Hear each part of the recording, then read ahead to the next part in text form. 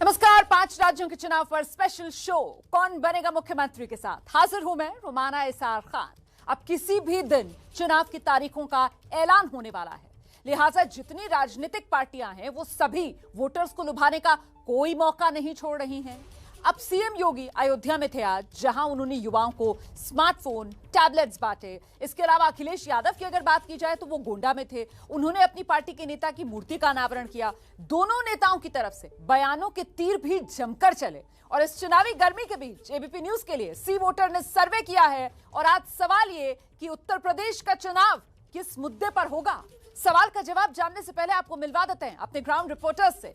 आइए जल्दी से आपका परिचय कराते हैं। कुशीनगर से हमारे साथ आप देख सकते हैं मनोज्ञा लोईवाल मौजूद हैं, लखनऊ से संजय त्रिपाठी, बाराबंकी से अजय दुबे हमारे साथ मौजूद हैं। और अब बिना वक्त गवाए आज का बड़ा सवाल आपके सामने रखते हैं। देश की दिलचस्पी इस सवाल का जवाब जानने में है कि आखिरकार देश के सबसे बड़े प्रदेश उत्तर प्रदेश में इस बार चुनाव में कौन सा मुद्दा प्रभावी रहने वाला है। तो ये वो सवाल है और इसके जवाब के तौर पर ध्रुवीकरण का मुद्दा आप देख रहे हैं। 17% लोगों को लगता है कि ध्रुवीकरण अहम मुद्दा रहेगा इन यूपी चुनाव में। किसान आंदोलन लेकिन लगातार सबसे आगे बना हुआ है, हालांकि पिछले हफ्ते के मुकाबले उसमें गिरावट जरूर दर्ज की जा रही है, लेकिन अभी भी 21% लोग मानते हैं कि सबसे महत्वपूर्ण मुद्दा जो है किसान आंदोलन ही रहने वाला है इस चुनाव में। 16% कोरोना को मान रहे हैं सबसे प्रभावी मुद्दा जो इस चुनाव में रहने वाला है। कानून व्यवस्था 17% लोगों को लगता है कि कानून व्यवस्था जो है वो चुनाव का बड़ा प्रभावी मुद्दा बनेगा। सरकार का काम 11% लोगों को लगता है कि राज्य सरकार ने जो ओवरऑल काम किया है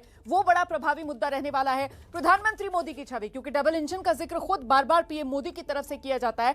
8% लोगों को लगता है कि डबल इंजन की सरकार वाला जो मामला है, मतलब प्रधानमंत्री की जो छवि है वो इस बार यूपी चुनाव में निर्णायक भूमिका में आ सकती है और वो उत्तर प्रदेश चुनाव का बड़ा प्रभावी मुद्दा रह सकता है। इसके अलावा अन्य मुद्दे जिसमें महंगाई भी है, बेरोजगारी भी है, 10% लोगों का मानना है कि अन्य मुद्दे होंगे जो इस यूपी चुनाव में महत्वपूर्ण रह सकते हैं। लेकिन सबसे बड़ा मुद्दा इस बार यूपी चुनाव में किसान आंदोलन, ये आंकड़ा सामने निकल कर आ रहा है और ऐसे में सीधे आपको लेकर चलते हैं कुशीनगर। मनोज्ञा हमारे साथ मौजूद हैं। मनोज्ञा, चुनाव में सबसे प्रभावी मुद्दा कुशीनगर क्या कह रहा है? बुद्धम शरणम गच्छामि, धम्मम शरणम गच्छामि। यहाँ पर भले ही गौतम बुद्ध को महापरिनिर्वाण मिला हो, लेकिन कुशीनगर किसको निर्वाण देगा, मोक्ष देगा, ये बड़ा दिलचस्प होगा देखना। हमारे साथ जनता है आज और नेता भी हैं, रजनीकांत मनी जी हैं। ये बताइए, विधायक हैं, किस आधार पर इस बार जीत का दावा? ध्रुवीकरण ही मुद्दा रहेगा कि किसान? देखिए, मैं बार बार इस बात को कहता हूँ कि सिर्फ और सिर्फ विकास ही हमारा मुद्दा है और विकास देखना है तो आप यहाँ जिस धरती पर खड़ी हैं इससे बड़ा विकास का कोई उदाहरण नहीं हो सकता। ये बस स्टेशन वर्षों से दर पड़ा हुआ था, कई बार लोग सरकार बनाए लेकिन किसी ने भी इस बस स्टेशन के ऊपर ध्यान नहीं दिया। अंतर्राष्ट्रीय एयरपोर्ट आप देख लीजिए बगल में, कि लोग इसलिए उसको नहीं उड़ान हो पाता था क्योंकि उनकी सौदेबाजी सरकारों के लोगों की नहीं शामिल हो पाती थी, लेकिन हमारी सरकार निष्पक्ष थी, इसलिए हमने यहाँ से उड़ान करा दिया अंतर्राष्ट्रीय एयरपोर्ट। हमने लड़कियों का स्कूल यहाँ गर्ल्स इंटर कॉलेज बनवा दिया। और गन्ना किसान की हालत आपके जिले में इतनी खराब क्यों है? ये आप कह रही हैं, आप एक बार मूल्यांकन कर लीजिए कि पिछली सरकारों में 97-98 तक का भी बकाया है, अखिलेश मुलायम सिंह यादव की सरकार का बकाया। पांडे जी हमारे साथ हैं समाजवादी पार्टी से। नहीं है, कोई बकाया नहीं। समाजवादी पार्टी से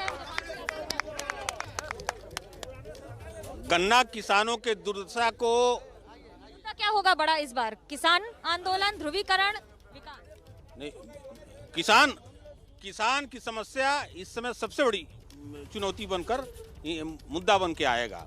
अब देख लीजिए, भारतीय जनता पार्टी के ही कुछ शासन में 1992 में सीधे कत्लेआम हुआ रामकोला के अंदर और अपने उपज का मूल्य मांगने वाले निहत्थे निरीह किसानों को, उनके आंदोलन को दबाने के लिए गोलियां चलाई गईं, जिसमें 2 किसान शहीद हुए थे और मुलायम सिंह यादव जी को किसानों के हित में समाजवादी पार्टी का गठन करना पड़ा। हमारा सर्वे भी यही कह रहा है किसान सबसे बड़ा मुद्दा रहेगा। फायरिंग हो, किसान आंदोलन हो या फिर किसान बिल की वापसी हो। देखिए, जो हम किसानों को किसान सम्मान निधि दे रहे हैं और यही पिछली सरकारें रही हैं कि यूरिया और डाई के लिए हमारे किसान लाठी खाते थे, डीजल के लिए हमारे किसान लाठी खाते थे, लेकिन आज कोई किसान कह नहीं सकता कि यूरिया और डीजल के लिए लाठी खा रहा हो। और 96-97 का बकाया, मैं खुद किसान हूँ, इसलिए मैं इसको दावे के साथ कह रहा हूँ, आज भी मेरा बकाया है मुलायम सिंह जमाने का, जिसका भुगतान नहीं हुआ। जनता से पूछ लेते क्या।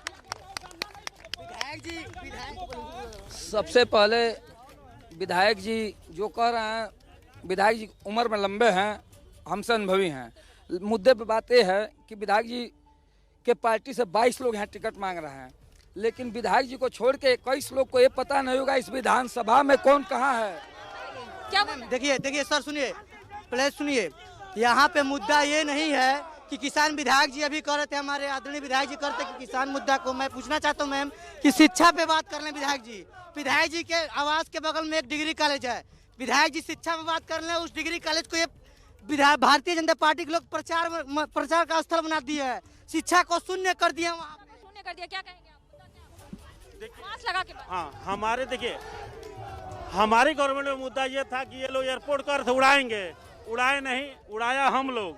अब ये करे हम लोग फीता काटे हैं। विकास अहम मुद्दा है और भारतीय जनता पार्टी सरकार ने विकास किया है। विकास का उदाहरण सामने है। अंतर्राष्ट्रीय एयरपोर्ट, गन्ना किसानों का भुगतान 31 दिसंबर तक का हो चुका है, गन्ना किसानों का कोई बकाया नहीं है। राष्ट्रीय सुरक्षा और घर सुरक्षा, दोनों सुरक्षा, मतलब लोगों की सुरक्षा और राष्ट्रीय सुरक्षा। भारतीय जनता पार्टी की सरकार 2017 में बनाई, हम लोग ने 19 में सरकार हम लोग ने बनाई है भारतीय जनता पार्टी। भाजपा की सरकार हम लोग की बनने जा रही है। समाजवादी पार्टी की सरकार में केवल परिवारवाद की बात होती है, लेकिन भारतीय जनता पार्टी सबका साथ, सबका विकास और सबका विश्वास की बात करती है। इसलिए करती है कि सारे लोगों का उत्थान करने की। हमारी सरकार किसानों के हित में 28 फरवरी तक क्रय केंद्र चलवा रही है, सम्मान निधि दे रही है, गन्ने का पेमेंट दे रही है। हम योगी की सरकार से खुशहाल हैं। अगर गई बात किसान आंदोलन, मैडम, पूर्वांचल अति पिछड़ा इलाका है, यहाँ पर जल जनित रोग था और भारतीय जनता पार्टी की सरकार बनने पर 95% मृत्यु दर बच्चों का यहाँ घटा हुआ है, एम्स बना है।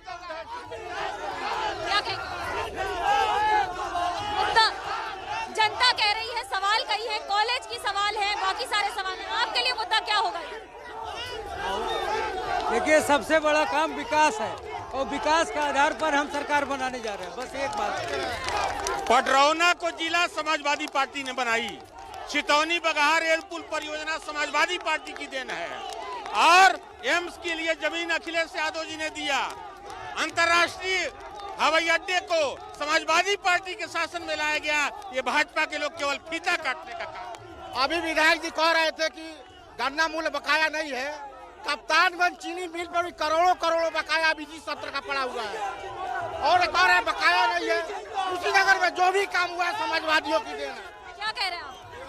सपा की सरकार कभी बनी नहीं पाएगी उत्तर प्रदेश में, और भाजपा की ही गवर्नमेंट बनेगी। योगी जी सबसे सफल मुख्यमंत्री हैं। मैडम, अभी ये लोग आ रहे हैं, मंदिर में टीका लगा रहे हैं। इसके पहले जब हमारा कोर्ट से आदेश हुआ था तो यही लोग जा रहे थे कोर्ट में रुकवाने के लिए। किस मुद्दे पे ये लोग वोट मांगने आ रहे हैं? समाजवादी पार्टी केवल बात करती है समाज की, लेकिन परिवार की बात करती है।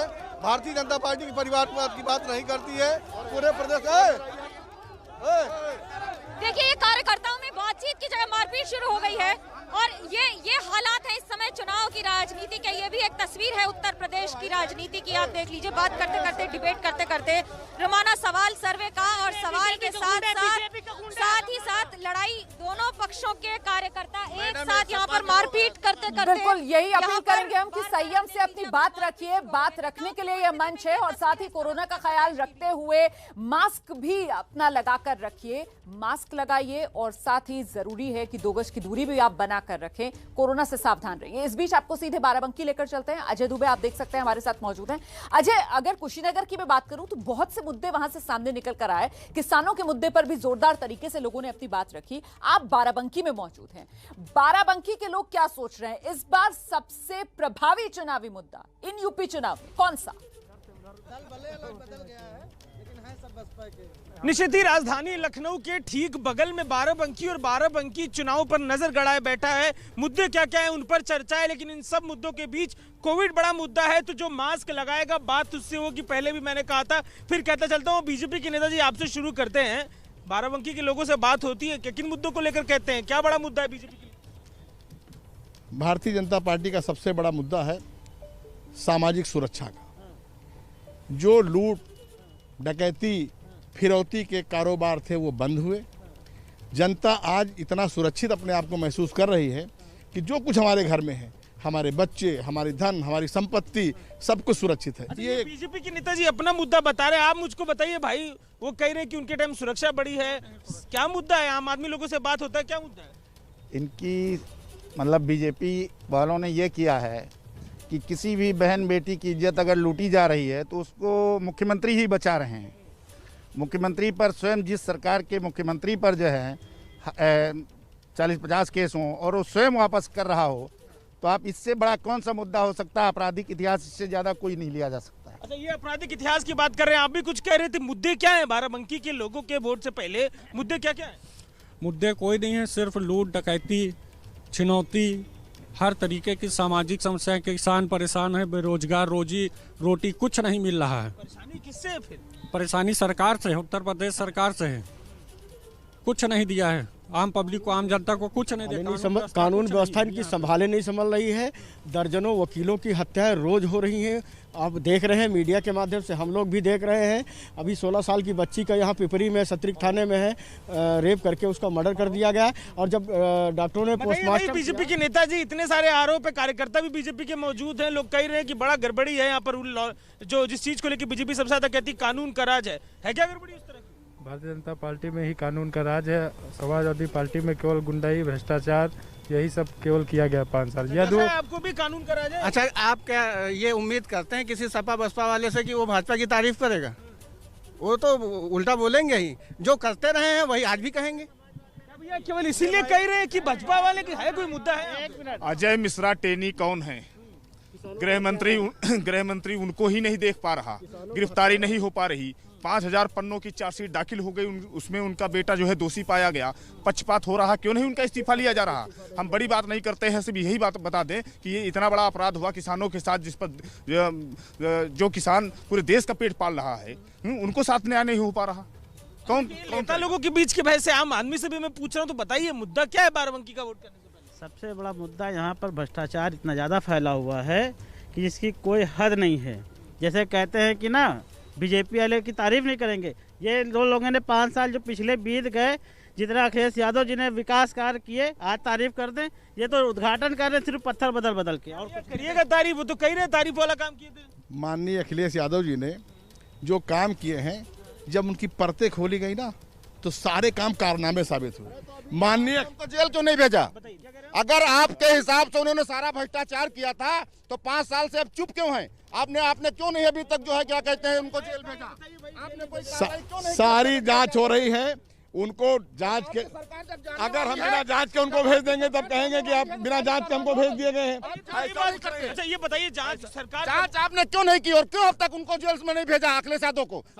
समय आएगा, अखिलेश यादव जी जेल भी जाएंगे और उनके सरकार चली जाएगी। आखिर कब समय आएगा? अभी अजय मिश्रा टेनी की बात उठाई उन्होंने। जांच में अगर कोई बेटा अपराध करता है, अभी अगर माननीय नेताजी ने अपराध किया तो उनके पिताजी को दोषी नहीं किया जाता। गलती मैं करूंगा, सजा मुझे मिलेगी, मेरे परिवार को नहीं मिलेगी। अजय मिश्रा टेनी का बेटा जेल में है, 5000 पन्नों की चार्जशीट में जहाँ दोषी पाया जाए उसको सजा मिलेगी। करता उसके बाप को बंद कर देते हैं। यहाँ किसी का लड़का अगर कोई हरकत गलत करता है तो उसके बाप को बंद कर देते हैं। और ये कह रहे हैं कि बाप को सजा कैसे मिलेगी?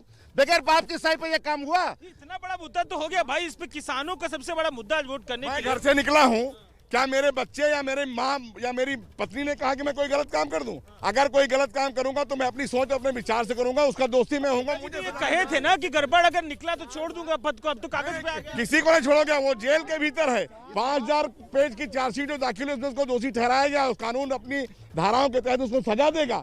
भारतीय जनता पार्टी की ना सरकार ना कोई नेता उसको कोई बचा नहीं रहा है। देखिए, ये जो काम कर रही है बहन कुमारी मायावती जी कर सकती है। जिस प्रकार से वो अपने सांसद को बुला करके मुख्यमंत्री आवास से गिरफ्तार करा देती थी, ये काम सिर्फ बसपा कर सकती है। और कानून का राज अगर कोई स्थापित कर सकता है तो वो बहन कुमारी मायावती जी कर सकती हैं। वो चाहे विकास की बात हो, चाहे सशक्ति महिला सशक्तिकरण की बात, आज का भाजपा के नेता लोग यहाँ दम लगा रहे हैं। देखिए, हल्ला मचाने से सरकार नहीं बनती है। अगर आज काम को याद करें तो वो न्यू बहन जी ने रखा है। अगर एक्सप्रेस वे बहन जी ने अपने शासनकाल में 3 एक्सप्रेस वे जो सोच बहन जी ने डाली थी, उस सोच को ना आज समाजवादी पार्टी पूरी कर पा रही है, ना कांग्रेस, ना भारत। कैसी बात करते हो? समाजवादी पार्टी ने बना के दिखा दिया, एक नहीं 4 एक्सप्रेस वे बना के दिखा दिया। बहन जी पर एक्सप्रेस वे वाला क्लियर करिए, 3 एक्सप्रेस वे बोल रहे थे। यमुना एक्सप्रेस वे बहन जी ने बनाया, गंगा एक्सप्रेस वे बहन जी ने बनाया, या तो कहाँ बना? अरे आप कहाँ गंगा एक्सप्रेस बना? देखेंगे तब ना। बहन जी ने गंगा एक्सप्रेस वे बहन जी की सरकार में 2007 में बन गया था। बहन जी की सरकार में 2007 में Yamuna express way, Ganga express way, ये सब बहन जी ने बनाया। देखिए, पूर्वांचल एक्सप्रेस वे पर बहन जी ने, अखिलेश जी ने खुद बयान दिया था कि उसकी न्यू बहन जी ने रखी थी, और ये मानने के तैयार ही नहीं उनके नेता। अपने भाई मुखिया की तो बात मानिए। बहुजन समाज पार्टी कहाँ नहीं के नेता तो ये कह रहे आपदों के बीच टकराव है कि नहीं? अब आपदों के बीच ये हल्ला मचाने से केवल काम नहीं चलेगा। आज 4 बार सरकार बहन जी की रही है, पूरे उत्तर प्रदेश में एक भी दंगा नहीं हुआ। 30 सितंबर 2010 को अयोध्या जैसा फैसला आया, उसके बाद भी दंगा नहीं हुआ। ये नेता है, आम लोग हैं, और जो मुद्दे हैं उन पर बात करते हुए सीधे जो है किसानों की बात, महंगाई की बात, रोजगारों की बात, उस पर घेरते सरकार को सपा के नेता। बड़ा दिलचस्प है ये देखना कि अजय मिश्रा टेनी से लेकर किसानों के खिलाफ अपराध का मुद्दे से लेकर कुल मिलाकर जिस तरीके से चाहे किसानों का मुद्दा हो और वो प्रदेश की कानून व्यवस्था से किस तरीके से जुड़ रहा है, ये सामने निकलकर बाराबंकी से आ रहा है। सीधे संजय त्रिपाठी का रुख करते हैं। लखनऊ से इस वक्त हमारे साथ मौजूद हैं और संजय से जानते हैं कि भाई सत्ता के गलियारे वाला शहर है लखनऊ, तो उत्तर प्रदेश में, ऐसे में यहां क्या सरकार का कामकाज, कोरोना या फिर प्रधानमंत्री नरेंद्र मोदी की छवि सबसे बड़ा मुद्दा लखनऊ के लोगों के लिए इस चुनाव में क्या रहने वाला है? बिल्कुल, मैं बात करता हूं। मेरे साथ में भारतीय जनता पार्टी के नेता विनीत शुक्ला हैं, विनोद त्रिपाठी हैं और समाजवादी पार्टी के मनोज यादव हैं। इन लोगों से समझूंगा, आपको लगता क्या है इस बार के जो चुनावी मुद्दे हैं वो क्या हो सकते हैं? देखिए, भारतीय जनता पार्टी के लिए तो सिर्फ विकास है। उत्तर प्रदेश के अंदर आदरणीय योगी आदित्यनाथ जी ने जो विकास किया है उत्तर प्रदेश के अंदर, उस विकास के एजेंडे के आधार पर ही हम जनता के बीच जा रहे हैं। आदरणीय योगी आदित्यनाथ जी ने जन जन में विश्वास हासिल किया है। जनता के बीच आज विश्वास बढ़ा है कि आदरणीय योगी जी ने धरातल पर कार्य को उतारा है। जिस चीज़ का शिलान्यास किया गया उसका लोकार्पण भी किया गया। ये भारतीय जनता पार्टी ने करके दिखाया है। पहले की सरकारों ने कारनामे किए, हमारी सरकार ने, ये सरकार कामगारों की सरकार है, कारनामा करने वालों की सरकार नहीं है। ये उत्तर प्रदेश की 24 करोड़ जनता का विश्वास बोल रहा है। जी, क्या लगता है प्रधानमंत्री मोदी की छवि कितना काम करेगी उत्तर प्रदेश के चुनाव? आदरणीय मोदी जी की छवि बहुत जोरदार है, जनता जानती है। पिछले की सरकारों में सिर्फ इस प्रदेश में 2 एक्सप्रेस वे मिले थे। अब आज के समय में उत्तर प्रदेश एक्सप्रेस वे प्रदेश हो गया है। किसानों के लिए मोदी जी ने जो किया, गरीबों के लिए जो किया, किसान सम्मान निधि दिलाई, यहाँ गन्ना का जो बकाया था उसको आदरणीय मोदी जी ने, योगी जी ने दिलाया। ये गरीबों के लिए जो राशन वितरण हो रहा है, गरीबों के लिए आवास, शौचालय, जो भी मोदी जी ने किया, केंद्र की जितनी योजनाएं हैं, सबका लाभ आज गरीब तबका, उत्तर प्रदेश का गरीब तबका ले रहा है और उसको वो भूला नहीं है। हमने पिछले बार भी कहा था कि जनता चुनाव लड़ रही है, जनता में नेताओं को अब जाने की जरूरत ही नहीं है। बाकी बोलने के लिए तो कोई कुछ भी बोले। विकास हुआ है, तमाम सारे काम गिना दिए भारतीय जनता पार्टी के लोगों ने। आपको क्या लगता है मुद्दे क्या रहने वाले हैं चुनाव में? चुनाव मोदी जी का नहीं है, चुनाव योगी जी का है। 2017 में उत्तर प्रदेश में कोई चेहरा नहीं था, हर जाति का व्यक्ति एक चेहरा था बीजेपी के चुनाव प्रयोग में। लेकिन अब जनता ने योगी आदित्यनाथ के चुनाव के कामों पे वोट देने का मन बनाया है। आप राशन की बात करते हो, राशन तमिलनाडु में भी मिल रहा है, केरल में भी मिल रहा है, तो वो तो गैर कांग्रेस और गैर बीजेपी वाले प्रदेशों में भी राशन मिला, शौचालय वहां भी बने। तो डबल इंजन की सरकार ने उत्तर प्रदेश में किया क्या? उस एक्सप्रेस वे को कंप्लीट कर पाए जिसका शिलान्यास समाजवादी पार्टी श्री अखिलेश यादव जी ने किया। तो ये सरकार हर मुद्दे पे फेल हुई। कोरोना का वो दुष्वारियां जो पूरे प्रदेश ने झेली है वो कोई नहीं भूला है, सबके दिमाग में है। काम कौन सा किया? गड्ढा मुक्त का नारा इस देश में शायद सबसे बड़ा नारा बीजेपी लेके आई, लेकिन मैं आपको बड़ी जिम्मेदारी से कह रहा हूँ, पूरा प्रदेश आज गड्ढे में है। कुछ सड़कें बना दी गई हैं तब जब चुनाव आने वाला है, इसलिए इस सरकार को जनता जिस तरीके से पैच लगाया है, वैसे ही जनता इनको पैच की तरह ही सीटें देने जा रही है। ये जनता का मन है। किसी भी सेगमेंट में अगर सरकार कहती है कि 9 मेडिकल कॉलेज हमने उद्घाटन कर दिए, तो कौन सा चल रहा है? आप बताओ ना, आपका इतना जिम्मेदार। जो जी कह रहे हैं कि गड्ढा मुक्त सड़कों की बात की, लेकिन अभी भी स्थिति बहुत खराब है, आप क्या मानते हैं? बहुत ही स्थिति खराब है यहाँ की। आप जाके थोड़ी बहुत रोडें बनी हैं, कहीं रोड है ही नहीं। ऐसी कोई योजना नहीं है जो पहले नहीं चल रही है। पहले से भी राशन मिलता था लोगों को, पहले से भी कॉलोनी लोगों को मिलती थी, सब कुछ पहले से मिलता था। ऐसा नहीं कि ये चीज़ें नई शुरू हुई है। बस अब जो महंगाई है, आप देखिए, आदमी 400 रुपये का सिलेंडर, 400 रुपये का सिलेंडर ले छाती पर रोते थे, आज 900 रुपये, 1000 रुपये सिलेंडर है। कहना चाह रहे हैं भाई साहब, मैं इतना कहना चाहता हूँ कि पिछली सरकारों में सिर्फ युवाओं को बेरोजगारी भत्ते के नाम पे 500 रुपये का लॉलीपॉप दिया जाता था। आज की सरकार में कहीं ना कहीं हमें 50,000 रुपये की योजना के तहत कहीं ना कहीं हमें स्वरोजगार योजना का एक लाभ दिया जा रहा, ताकि हम युवा अपने आप को आगे बढ़ा सके और आत्मनिर्भर बना सके।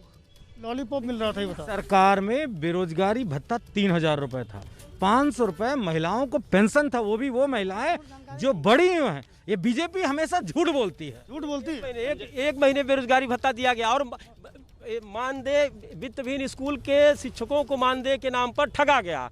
1 महीने का दिया गया जब सरकार जा रही थी। और पिछली बार बताएं क्यों नहीं पाएंगे? पिछली बार 12 से 14 तक सवाल संजय जी, 16-17 में बेरोजगारी दर थी 18% और 20 और 21 की बात कर रहा हूं, 21 और 22 में इस समय की स्थिति बता रहा हूं आपको, 4.5% है। 8 लाख युवाओं को रोजगार दिया गया, 4.5 लाख सरकारी नौकरी में और 3.5 लाख संविदा पर।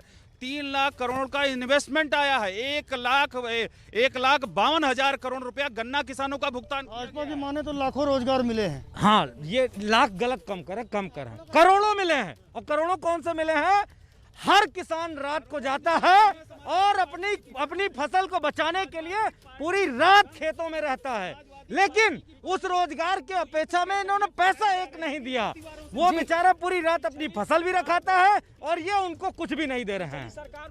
ये अलग अलग दलों के लोग हैं, दोनों ही अपने अपने जो राजनीतिक दल हैं उनके किए गए कार्यों की तारीफ कर रहे हैं और कह रहे हैं कि लेकिन संजय, एक बात महत्वपूर्ण है कि जिस तरीके से सी वोटर के सर्वे में किसान आंदोलन सबसे बड़ा, सबसे प्रभावी मुद्दा सामने निकल कर आया है, कुछ उसी तरीके से उत्तर प्रदेश में जो ग्राउंड से आवाजें निकल कर आ रही हैं, उसमें भी बार बार किसानों के मुद्दे का जिक्र हो रहा है। लखनऊ में तो हमने सुना, महंगाई से लेकर बेरोजगारी तक तमाम मुद्दे जो हैं वो लोगों की तरफ से गिनाए गए। अब एक और बड़ा मुद्दा है, वो कोरोना का मुद्दा है। यूपी नहीं, पूरे देश में कोरोना जो है वो तेजी से फैल रहा है और ऐसे माहौल में 5 राज्यों में चुनाव होने हैं। तो सवाल ये कि क्या चुनाव में वोटिंग के लिए वैक्सीन जरूरी हो? इस सवाल का जवाब क्या सामने निकल कर आ रहा है? सी वोटर का सर्वे क्या कह रहा है? आपके सामने ये आंकड़ा 71% लोगों का मानना है हाँ, वोटिंग के लिए वैक्सीन जरूरी होनी चाहिए। 15% ने नहीं में जवाब दिया है। कुल मिलाकर 71% वाला आंकड़ा बहुत महत्वपूर्ण हो जाता है, बड़ा आंकड़ा है। चुनाव में वोटिंग के लिए वैक्सीन जरूरी हो, 71% लोग इस बात को मान रहे हैं। 14% पता नहीं कह रहे हैं, 15% ना में जवाब दे रहे हैं, लेकिन 71% लोगों का मानना है कि चुनाव में वोटिंग के लिए वैक्सीन जरूरी होना चाहिए। हम सीधे आपको लेकर चलते हैं, मनोज्ञा हमारे साथ मौजूद है। मतलब मनोज्ञा, वैक्सीन नहीं तो वोट नहीं, कोरोना को मात देने के लिए चुनाव में यही फॉर्मूला है? बिल्कुल, और लोगों का भी यही मानना है। लोगों से बात कर रहे थे अभी, उस समय भी यही लोग कह रहे हैं। 71% आंकड़ा बहुत बड़ा आंकड़ा है रोमाना, यकीन मानिए ये आंकड़ा वो आंकड़ा है जो जनता भी सोच रही है। वैक्सीनेशन जरूरी होना चाहिए, जरूरी है, बिल्कुल जरूरी है मैम। वैक्सीनेशन इसलिए जरूरी है कि जिंदगियां बचानी है। और मुझे तो लगता है कि मैं किसी पार्टी या पक्ष से बात नहीं कर रहा हूँ, मुझे लगता है कि 60+ को बूस्टर भी डोज भी दे देना चाहिए, कंपलसरी हो जाए। जी मैम। मैक्सिमम बिना वैक्सीन के वोट नहीं। अगर सुरक्षित रहना है तो वैक्सीनेशन जरूरी। वैक्सीन जरूरी है। वैक्सीन जरूरी है। वैक्सीनेशन नहीं तो वोट नहीं। वोट नहीं, क्या कहें? वैक्सीन जरूरी है। जरूरी है। ये देखिए आंकड़ा 100% में चलता चला जा रहा है। मानव सुरक्षा से बढ़कर कोई चीज नहीं है। बिना वैक्सीनेशन के वोट नहीं होनी चाहिए। चुनाव होने चाहिए। चुनाव होने चाहिए लेकिन वैक्सीनेशन जरूरी है। वैक्सीनेशन नहीं तो वैक्सीनेशन होना चाहिए और वैक्सीनेशन के साथ वोट भी होना चाहिए। वोट का अधिकार फंडामेंटल राइट है, किसी को वोट के अधिकार से वंचित नहीं किया जाना चाहिए। नरेंद्र मोदी की सरकार एक अभियान चलाकर पूरे भारतवर्ष में सारे लोगों को वैक्सीनेशन करा रही है और 110 करोड़ बिना वैक्सीनेशन के किसी को भी वोट डालने का अधिकार नहीं होना चाहिए। वैक्सीन नहीं तो मैडम वोट नहीं। दोनों डोज के बाद और सरकार प्रयास कर रही है वैक्सीनेशन के लिए और वैक्सीनेशन होना चाहिए। Mask, sanitiser, vaccination, social distancing से ही वोट कराया जाए। वैक्सीन इसलिए जरूरी है कि वैक्सीन के बगैर कोई रह नहीं पाएगा। अगर जिंदा रहना है तो वैक्सीन जरूरी है। क्या कहेंगे? बिल्कुल होनी चाहिए वैक्सीनेशन। मैं तो कहता हूँ चुनाव ही नहीं कराना चाहिए बिना वैक्सीनेशन के। चुनाव टाल देना चाहिए सरकार को। चुनाव टाल देना चाहिए, बहुत लोग ये भी कह रहे हैं। नहीं, क्यों चुनाव टाल देना चाहिए? वैक्सीन सबको लग जाए, वोट पड़ेगा, कोई दिक्कत नहीं होगी, कोई दिक्कत नहीं। वैक्सीन जरूरी है, जरूरी है। वैक्सीन लगा के चुनाव होना चाहिए। वैक्सीन लग रहा है, मैक्सिमम लोगों को वैक्सीन लग जाना चाहिए और अगर वोट की बात है तो सरकार उसकी व्यवस्था कर लेगी, वोट होना चाहिए। बाबा का कहियो? अरे सबके लिए वोट के लिए वैक्सीनेशन जरूरी होना चाहिए। जरूरी है, एकदम जरूरी है। मैम सबसे बड़ी बात है कि वैक्सीनेशन होना चाहिए, लेकिन हम ये कह रहे हैं कि वोट ये नहीं कि वोट नहीं होना चाहिए। मैं ये कह रहा हूँ कि जो मत डालने जाए उसका 100% वैक्सीनेशन होना चाहिए। जी मैडम, वैक्सीन होना चाहिए। भारत के हर नागरिक को वैक्सीनेशन करने की जरूरत है। मानो अगर वैक्सीनेशन नहीं कराया तो चुनाव फिर नहीं होगा। जब हम ही नहीं रहेंगे तो चुनाव होकर क्या करना है? तो पहले वैक्सीनेशन जरूरी है। और वैक्सीनेशन तो जरूरी है, लेकिन आंकड़े 100% दिख रहे हैं कुशीनगर में। हमारे सर्वे के आंकड़े 71%, लेकिन यहाँ तो 90 क्रॉस कर चुके हैं। बिल्कुल, जल्दी से दर्शकों को अब बाराबंकी लेकर चलते हैं। अजय दुबे हमारे साथ मौजूद हैं। अजय, वैक्सीन नहीं तो वोट नहीं, सवाल ये, और साथ ही साथ जरा अपने साथ मौजूद लोगों से ये भी पूछिए कि वो कोरोना की जो दूसरी लहर थी उस दौरान जो सरकार की तैयारियां थी उसे लेकर लोग संतुष्ट या फिर कुछ नाराजगी अभी भी बाकी? निश्चित ही आप वैक्सीन के ऊपर सर्वे के आंकड़े बता रही हैं, तो जो लोग मोबाइल पर अपने लगातार एबीपी न्यूज का ये रिपोर्ट, सर्वे रिपोर्ट देख रहे हैं, चर्चा भी शुरू कर चुके हैं कि असर जो कोविड का दौर था उस दौरान कितना था। वैक्सीन से शुरू करते हैं बातचीत को। साहब आप बताइए, वैक्सीन को लेकर ज्यादातर आदमी कह रहा है कि वैक्सीनेशन जरूरी हो गया है। क्या लग रहा है आपको, चुनाव से पहले कांग्रेस के आप नेता हैं, कि कोविड का जो पूरा दौर था कितना क्रियान्वयन किया सरकार ने, कितना असर रहा? देखिए, वैक्सीन का टीका तो बहुत ज़रूरी है। इस वक्त कोरोना का टीका जो है वो बहुत ज़रूरी है टीका लगाना। और ये सरकार वैक्सीनेशन में कहीं ना कहीं शुरू में बहुत विफल रही। जिस तरीके से कोरोना ने तबाही मचाई शुरू में मार्च में, ये सरकार का पूरी नाकामी दिखाई पड़ गई। सरकार की नाकामी की बात ये कर रहे हैं साहब, आप बताइए। सरकार की नाकामी की बात हो रही है, डबल इंजन की सरकार उत्तर प्रदेश को अगर देखा जाए, इसीलिए महंगाई, भ्रष्टाचार को देखते हुए अब के बाद उत्तर प्रदेश सरकार ने एक इंजन हटाने का बना लिया। उत्तर प्रदेश की जनता ने कि एक इंजन हटाकर डबल इंजन से, और इसीलिए ये जो व्यवस्था है, बेरोजगार हैं, जो किसान परेशान हैं, उनके लिए मैं एक शेर कहना चाहता हूँ सिर्फ, कि चमन को सींचने में 2-4 पत्तियां झड़ गई होंगी। यही इल्जाम लगता है हम पर बेवफाई का। और जिन्होंने चमन को रौंद डाला अपने जूतों से, वो आज दावा कर रहे हैं चमन की रहनुमाई का। कोविड को लेकर अगर तो शेर तो कैसे शायर और सुन लीजिए, नदी के संग बोलेंगे तो शेर और शायरी। सुनिए तो, नदी के घाट पर यदि सियासी लोग बस जाएं तो प्यासे ओढ़ बूंद बूंद पानी को तरस जाएं।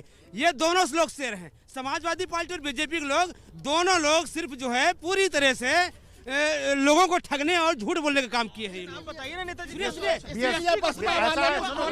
अरे सुनिए तो बीएसपी का कार्यकाल पूरा 5 साल, मैं बता दूं जितने भी कार्यकाल रहे, लोग घेरे आपको, भाजपा के नेताजी, आपका टर्न है, बताइए भाई, इतना घेराव हो रहा है कैसे? अभी नेताजी ने कहा कि बेरोजगारी बढ़ी है, काम के अवसर कम हुए। मैं इनकी बात से इत्तेफाक रखता हूँ। क्यों?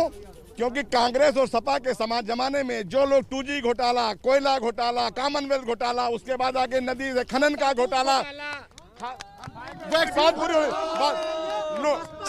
छिनैती का काम, लुटैती का काम, डकैती का काम, लोगों की जमीन पर कब्जा करने का काम, अवैध खनन का काम, लोगों को उठा लेना, लोगों व्यापारियों से उगाही करना, ये सब काम जो लोग करते थे, योगी और मोदी की सरकार ने ठीक करिए। कोविड के ऊपर जो लोग बात कर रहे हैं, बेरोजगार कर दिया है, इनको बेरोजगार कर दिया है, और उत्तर प्रदेश की जनता इनको अब दोबारा रोजगार नहीं देगी।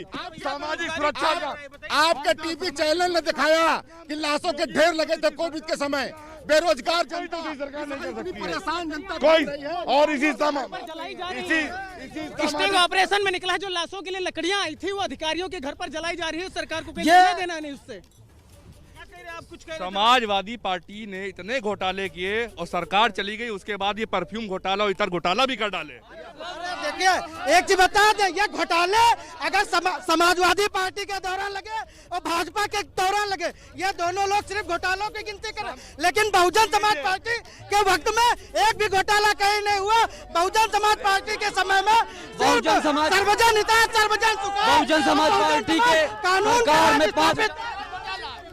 ताज कॉरिडोर घोटाले से बड़ा कोई कॉरिडोर घोटाला हुआ है? वो एनआरएचएम घोटाला हुआ जिसमें 5 सीएमओ की मौत हो गई, उस पर क्या जवाब देंगे? ये सामाजिक सुरक्षा की जो गारंटी योगी और मोदी ने दी है वो किसी भी राज्य में संभव नहीं है। मोदी जी देश बचा रहे हैं, योगी जी समाज बचा रहे हैं। माहौल है, वैक्सीन पे बात होती है, राजनीति पे बात होती है, तो खत्म कर।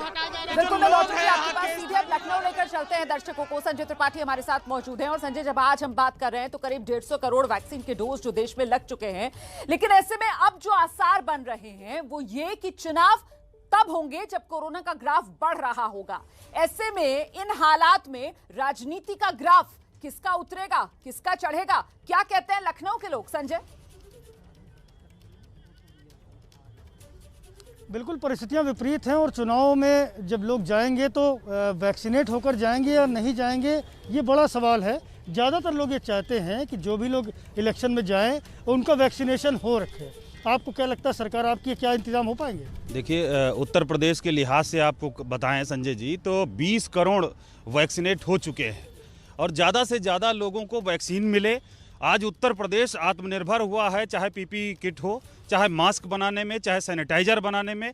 551 ऑक्सीजन प्लांट लगाए जा चुके हैं उत्तर प्रदेश के अंदर, आपको बता दें। और टेस्टिंग लैब एक हुआ करता था 70 सालों में, आज 300 से ज़्यादा टेस्टिंग लैब हैं उत्तर प्रदेश के अंदर। और दूसरे बच्चों की भी वैक्सीन लग रही है, 12 से 18 साल के बच्चों को भी वैक्सीन देना शुरू हो गया है।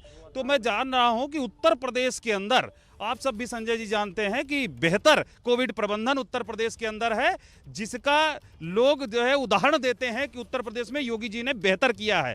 और दूसरे, मैं आपको बता रहा हूँ, सभी से मैं कहता हूँ, समाजवादी के मित्रों से किसी भ्रम में ना रहें, अखिलेश जी के बहकावे में ना आए।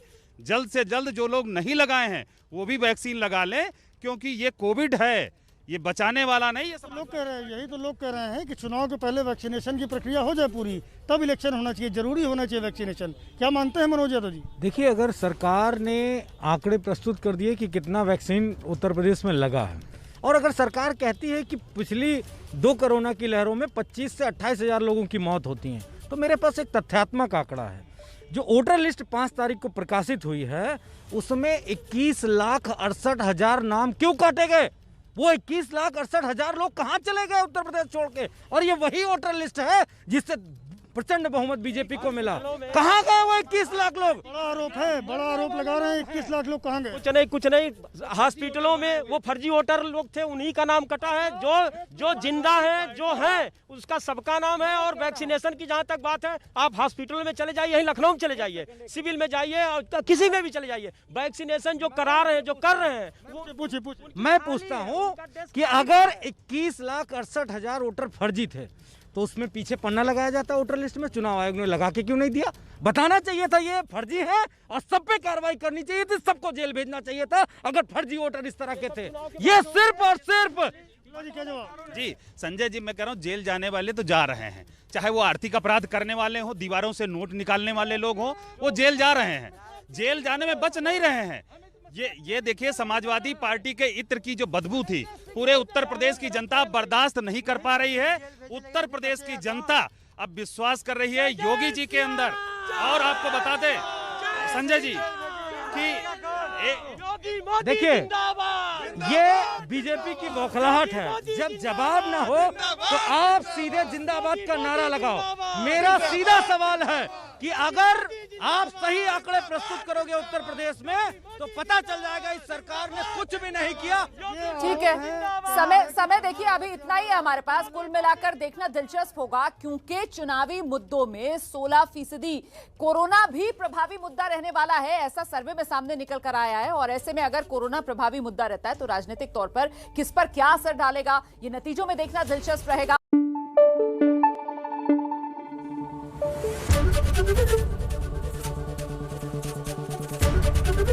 एबीपी न्यूज आपको रखे आगे।